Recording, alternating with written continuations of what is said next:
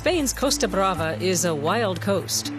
Not far from the French border, it's a romantic destination for hikers. A cliff landscape, sculpted by wind and waves for 450 million years.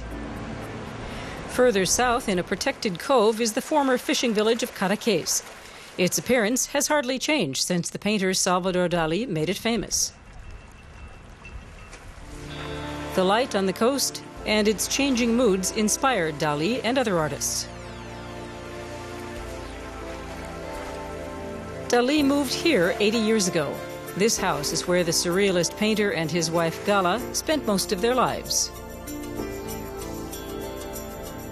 Dali sought solitude in Cadaqués, solitude and the landscape of the Costa Brava.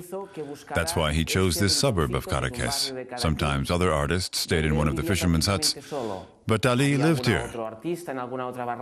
He lived withdrawn with his companion Gala and worked.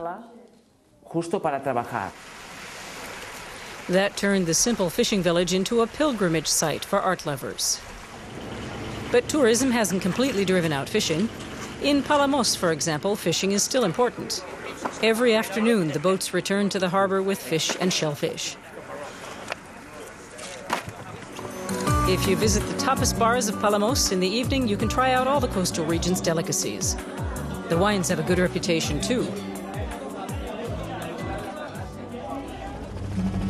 The Pyrenees are not far away, so an outing into the interior is a good idea. The medieval villages here seem almost untouched, each more beautiful than the last. Good accommodations can be found away from the coast as well. The Hotel La Malcontenta was built on an old estate. It offers peace and solitude just a few kilometers from the nearest beach.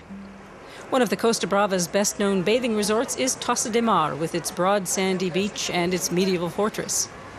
It has become the image of the coast for millions of visitors. Mass tourism arrived here when the film Pandora and the Flying Dutchman was shot.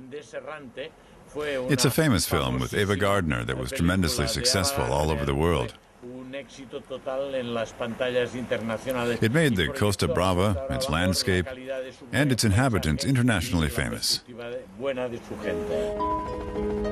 In the old part of Tossa, a sculpture of the American film diva Ava Gardner commemorates this success story from the 1950s.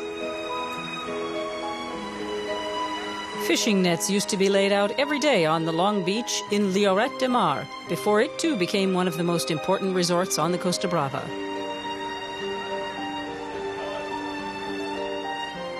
This patrician house, today a museum, displays a completely different Lloret, the shipbuilding one that traded with the Americas.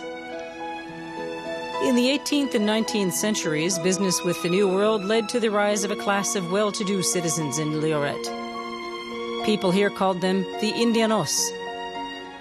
Many seafaring traders came home and became patrons of the arts and philanthropists.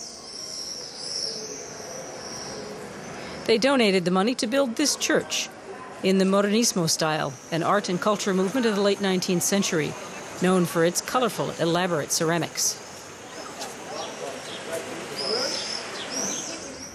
This cemetery of the Indianos, with its artfully designed stone masonry, is one of Lloret's most interesting sites. An Indiano was a person with a lot of money, and he showed it, for example, by building. He built big houses for himself, not just these final resting places. The dominant style was clearly Modernismo.